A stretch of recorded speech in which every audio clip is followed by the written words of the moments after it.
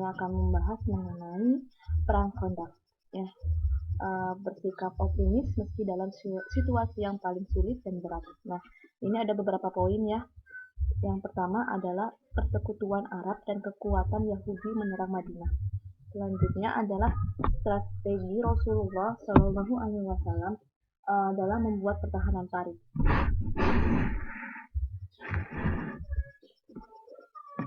Nah, yang ketiga adalah bantuan Allah dalam peristiwa Khandaq.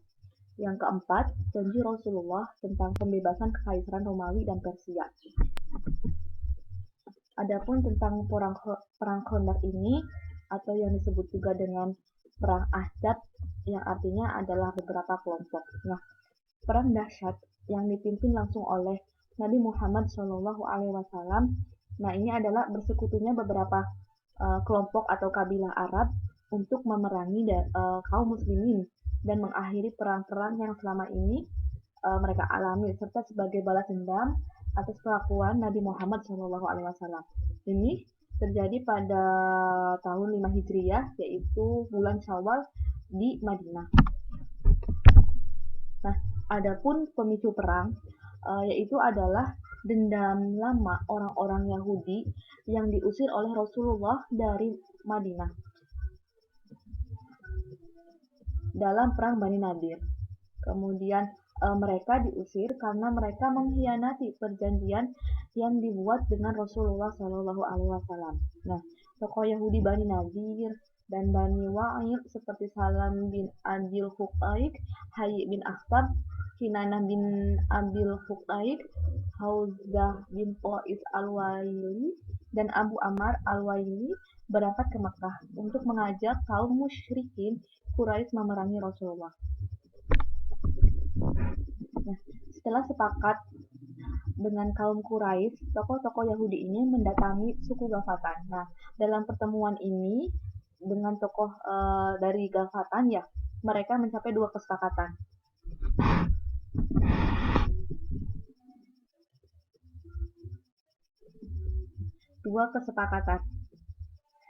Yang pertama adalah suku Ghafatan bersedia mengirim pasukan sebanyak-banyaknya untuk bergabung dengan pasukan sekutu menyerang kaum muslimin. Yang kedua, sebagai imbalannya adalah kaum Yahudi akan menyerahkan hasil panen kurma Khaybar kepada suku Ghafatan selama setahun penuh.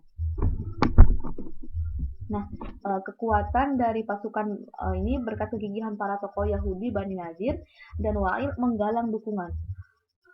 Akhirnya, sebuah pasukan sekutu dengan berkekuatan besar, sangat besar pun terbentuk. Nah, Ibnu Ishaq menyebutkan bahwa dalam jumlah pasukan sekutu adalah 10.000 pasukan yang terdiri dari kaum musyrik Quraisy. Nah, kabilah Ghafatan ini beserta kabilah-kabilah yang ikut bergabung bersama mereka. Oleh karena pasukan orang-orang kafir ini terdiri dari berbagai kelompok, maka peperangan ini seperti saya sebutkan di awal yaitu disebut dengan perang Ahzab atau beberapa kelompok. Nah, komando tertingginya yang dipimpin kaum Quraisy adalah oleh Abu Sufyan, di mana ini masih ada kerabat dengan Rasulullah Shallallahu Alaihi Wasallam. Sebenarnya Abu Sufyan ini mengakui akan kebenaran adanya Islam, tapi ada keingkaran dalam ini dirinya bahwa akulah yang lebih baik seperti itu. Bahwa sembahankulah yang paling baik. Nah, ini adalah Abu Sufyan yang sombong dan angkuh gitu ya, yang merasa benar. Kemudian adapun persiapan dari kaum muslimin di Madinah yaitu adalah musyawarah di antara kebiasaan yang dilakukan oleh Rasulullah Shallallahu Alaihi Wasallam, yaitu mengajak para sahabat beliau Shallallahu Alaihi Wasallam bermusyawarah. Kemudian yang kedua, Rasulullah Shallallahu Alaihi Wasallam meminta pendapat para sahabat tentang strategi dalam perang ini. Salah seorang sahabat yang bernama Salman Al-Farisi, kita tentu kenal ya, beliau sangat terkenal dan kalau saya pribadi saya suka akan nama Salman Al-Farisi. Nah, sahabat Salman Al-Farisi ini mengusulkan agar kaum muslimin menggali Khandaq atau Paris di sebelah utara Madinah, yang merupakan adalah satu-satunya jalan terbuka yang bisa dilewati musuh apabila ingin memasuki kota Madinah. Nah, menggali parit. Setelah sepakat untuk menggali parit sesuai dengan usulan sahabat Salman Al-Farisi, kaum muslimin pun bergegas untuk melaksanakannya. Nah, parit yang diharapkan ini bisa memisahkan kaum muslimin dengan kaum musyrikin, atau kaum muslimin dalam pengerjaannya di lembur atau di kebut, supaya bisa selesai sebelum musuh datang ke Madinah. Nah, para ulama ahli sirah mengatakan dengan perbedaan pendapat ya tentunya tentang waktu yang dibutuhkan untuk menggali parit tersebut, berkisar antara 6 sampai 24 hari.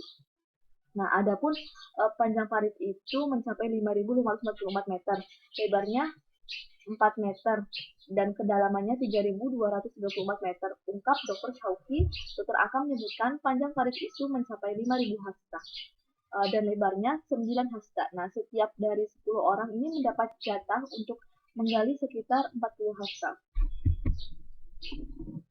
Kekuatan tentara musuh ini terbilang sangat besar. Menurut Dr. Arkamdia Al-Umuri dalam sirah dalam Sahih Sirah Nabawiyah, jumlah kekuatan dari tentara musuh itu mencapai 10.000 orang. Mereka membawa serta 300 ekor kuda dan 1.500 ekor unta, ujar Dr. Arkam. Nah, sementara itu menurut Ibnu Ishaq ini berarti Ibnu itu anak ya, anaknya dari Ishaq, dalam sirah Ibnu Hisham, jumlah tentara kaum muslimin ini hanya mencapai 3.000 personil. Bahkan Ibnu Hazm menyebut jumlah pasukan Islam ini hanya 900 orang saja, berarti sangat sedikit ya dibandingkan dengan tentara musuh yang terdiri dari beberapa kelompok atau kabilah. Adapun persiapan kaum muslimin di Madinah, tentunya yang pertama musyawarah, yang kedua adalah menggali parit. Setelah sepakat untuk menggali parit sesuai usul Salman Al-Farisi, kaum muslimin pun bergegas untuk melaksanakannya. Nah, para sahabat sangat bersemangat dan antusias menggali parit karena Rasulullah juga ikut bersama mereka, dan tidak jarang mereka meminta bantuan Rasulullah untuk memecahkan batu bata besar yang tidak sanggup mereka pecahkan. Insya Allah ya, sosok seorang pemimpin besar mau turun andil atau terjun langsung membantu para sahabat ya yang dipimpin ini dalam membantu dalam memecahkan batu besar karena mereka tidak sanggup. Berarti di sini tahu bahwa bin Abdullah radhiyallahu an, kalau di Arab itu ya biasanya nama orang itu disandingkan dengan nama bapak kandungnya begitu ya. Kemudian dia melihat bahwa Rasulullah itu menahan lapar yang sangat sekali. Akhirnya karena tidak tega, Jabir pun mendatangi istrinya, wahai istriku, tolong sembelih seekor hewan dan menanak satu gandum gitu ya. Setelah masak, Jabir pun menemui Rasulullah sambil berbisik, wahai Rasulullah, istri saya sudah memasak dan ada makanan di sana. Nanti Rasulullah sama beberapa sahabat boleh datang ke rumah untuk kita makan bersama gitu. Namun apa yang terjadi? Apa yang dilakukan seorang pemimpin Rasulullah? Rasulullah mengajak semua kaum muslimin yang menggali parit di Madinah. Yang berapa orang jumlahnya? 1.000 orang. Bayangkan ya. Sedangkan istrinya Jabir hanya menyembelih seekor hewan saja dan menanak satu sok gandum. Dan ini tentu kalau kita logikakan mungkin tidak mungkin ya, bahkan sangat sedikit yang merasa kekenyangan dan lebih banyak yang tidak mendapatkan makanan gitu ya.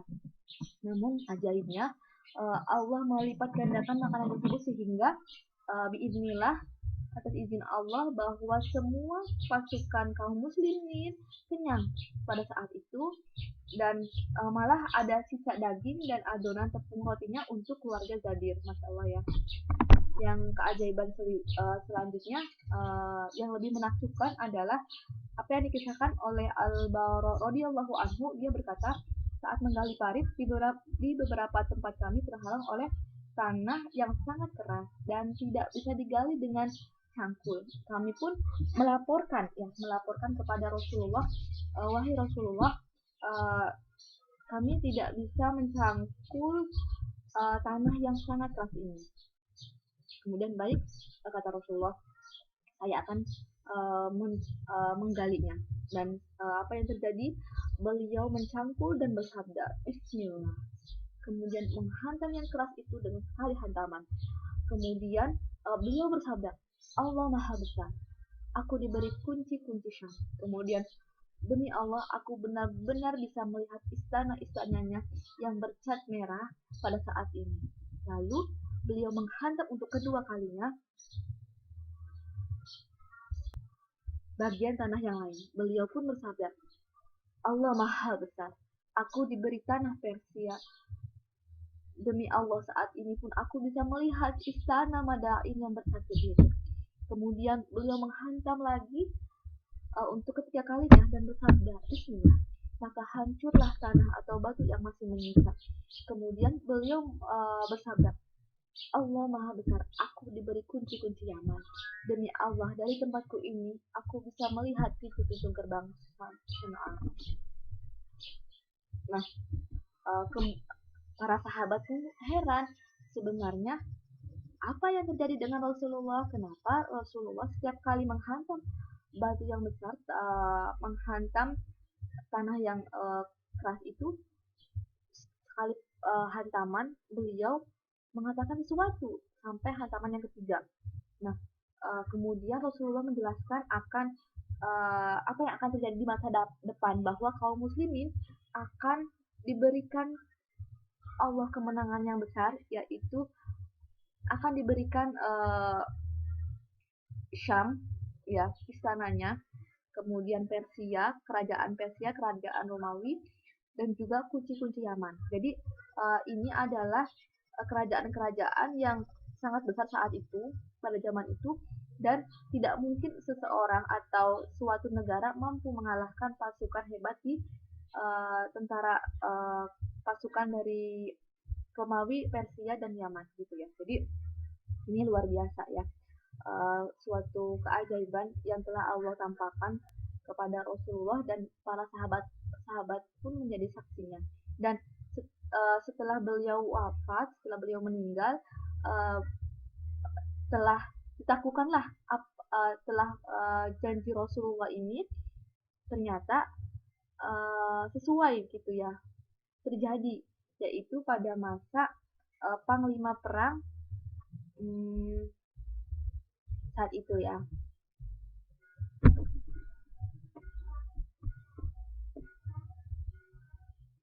Adapun sikap kaum munafik dalam situasi seperti ini, ada beberapa yang percaya dan ada yang tidak. Nah, kalau yang tidak percaya ini adalah orang kaum munafikin. Sikap penduduk Madinah terbagi menjadi dua ya.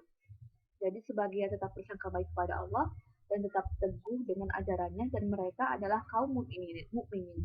Allah Ta'ala berfirman yang artinya dalam Quran surat Al-Ahzab ayat 33 ya, sesuai dengan perangnya.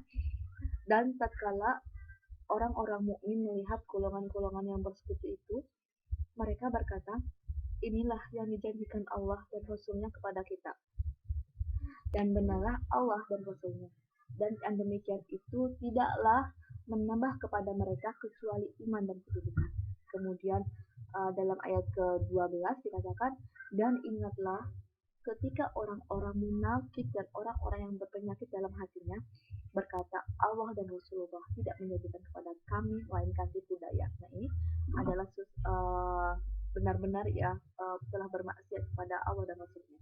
Kemudian ayat ini berkenaan dengan seorang laki-laki dari kaum Ansor yang dipanggil dengan Ushyair bin Mu'tab.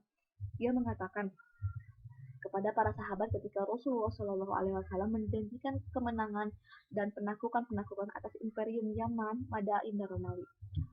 Apakah Muhammad ini menjanjikan kepada kita kunci-kunci Yaman, istana Madain, dan istana Romawi? Padahal tidak ada seorang pun dari kita yang sanggup memenuhi kebutuhannya kecuali dia akan terbunuh. Demi Allah, ini adalah penipuan. Nah, ini adalah kata-kata Kusyair, kemudian dibantah dan Allah langsung turunkan Quran surat Al-Ahzab ini ayat 33 dan 12. Nah, adapun ini pertempuran dari Khandaq, ketika pasukan sekutu tiba di Madinah, mereka dikagetkan dengan parit yang menghalangi jalan mereka memasuki Madinah untuk menyerang kaum muslimin. Berbagai upaya mereka lakukan untuk menerobos parit, namun selalu gagal karena di seberang sana ada kaum muslimin yang sigap menghujani mereka dengan anak panah. Akhirnya mereka memutuskan untuk mengepung kota Madinah. Nah, pengepungan ini berlangsung selama 1 bulan. Selama pengepungan tidak ada kontak senjata ya sahabat, jadi yang ada hanyalah saling lempar dengan panahnya. Karena melihat tidak ada suatu kepastian, beberapa prajurit berkuda dari Quraisy seperti Amr bin Abi Wud, Ikrimah bin Abi Jahal, Hubairah bin Abi Wahab, dan Dirar bin Al-Khattab berusaha menerobos parit dan mereka berhasil. Kemudian terjadilah perang duel ya, perang tanding antara sahabat Ali bin Abi Thalib radhiyallahu an dengan Amr bin Abi Wud, dan Ali pun berhasil membunuhnya. Allahu Akbar. Sementara yang lain melarikan diri dan kembalilah ke pasukan Quraisy. Disebutkan juga dalam perang tanding ini Zubair radhiyallahu an berhasil membunuh Naufal bin Abdillah. Nah, dari sini kita dapat mengetahui ada beberapa bentuk dari pertolongan Allah yang diabadikan dalam Al-Quran. Lagi-lagi kita melihat dari surat Al-Ahzab ayat 9.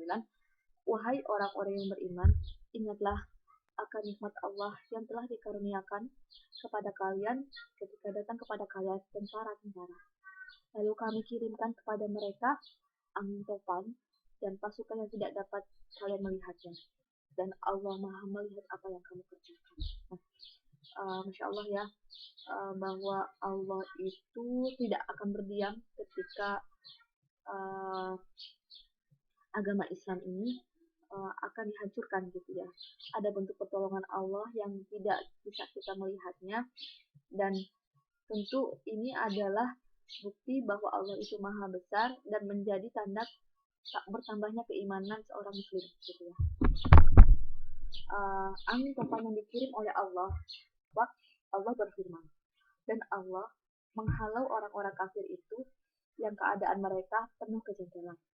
Karena mereka juga tidak memperoleh keuntungan apapun, cukuplah Allah yang menolong menghindarkan orang-orang mukmin dari peperangan, dan Allah Maha Kuat lagi Maha Perkasa. Kemudian setelah perang ini Rasulullah Shallallahu Alaihi Wasallam merubah strategi perang dari awalnya bersikap strategi bertahan, kemudian lanjut ke strategi menyerang. Berarti Rasulullah benar-benar cerdas ya. Strategi perangnya luar biasa. Beliau bersabda, mulai sekarang kita akan memerangi mereka kaum musyrikin, bukan mereka yang memerangi kita, dan kita akan menyerang mereka. Allahu Akbar ya. Nah, dari pihak kaum muslimin yang mati syahid berjumlah 8 orang, diantaranya adalah Sa'ad bin Mu'adz yang memiliki peran dan pengorbanan yang sangat besar untuk membela Islam. Nah, beliau radhiyallahu an meninggal setelah perang Bani Quraisyah. Beliau radhiyallahu an meninggal karena luka parah yang dialaminya dalam perang Khandaq. Sementara dari pasukan musuh hanya 4 orang saja yang menjadi korban. Nah, adapun pelajaran dari kisah perang Khandaq ini ya, yaitu keteladanan dan contoh yang baik dari seorang pemimpin sangat mempengaruhi pengikutnya. Jadi ketika seorang pemimpin itu bijaksana, kemudian respect sama rakyatnya, kemudian membantu, ikut andil gitu ya, tidak hanya berbicara keluar-keluar saja, tapi juga memberikan contoh yang baik, maka pengikutnya pun akan senang gitu ya, akan loyal kepada pemimpin tersebut gitu ya.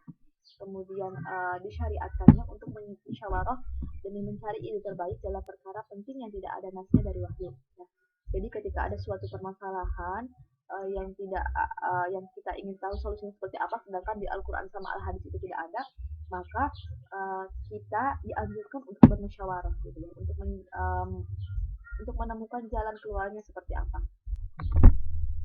Nah, adapun penutupnya dari perang Khandaq ini, jika kita mau menelaah kembali apa yang terjadi di peristiwa perang Khandaq, perang Khandaq ya, atau perang Ahzab di atas ini, kita akan mendapati situasi yang mirip gitu ya dengan apa yang dialami kaum muslimin pada saat ini.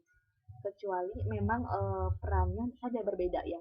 Dahulu kaum muslimin dalam perang Asad dikepung oleh musuh-musuh mereka dari segala penjuru. Nah, berbagai suku dan kabilah kaum musyrikin ditambah kaum Yahudi berkumpul bekerja sama untuk menghancurkan Islam dan kaum muslimin. Maka pada saat ini pun keadaannya tidak jauh berbeda ya. Orang-orang Yahudi, Nasrani, sekuler, ateis, Syiah, dan orang-orang kafir lainnya bersatu untuk menghancurkan Islam dan kaum muslimin. Mereka menyerang Islam dari segala sisi. Hingga kalau bukan karena rahmat Allah, tentu agama Islam sudah musnah di muka bumi. Maka mudah-mudahan ya dengan kembali menelaah kisah perang Khandaq, perang Ahzab ini bisa kembali menumbuhkan harapan kita serta menambah keyakinan kaum muslimin bahwa fajar kemenangan akan tetap menjadi milik umat Islam. Dan justru dengan semakin tersudutkannya kaum muslimin merupakan tanda dekatnya kemenangan. Dan sungguh waktu sungguh itu amatlah dekat. Baik, terima kasih. Itu dari saya. Wassalamualaikum warahmatullahi wabarakatuh.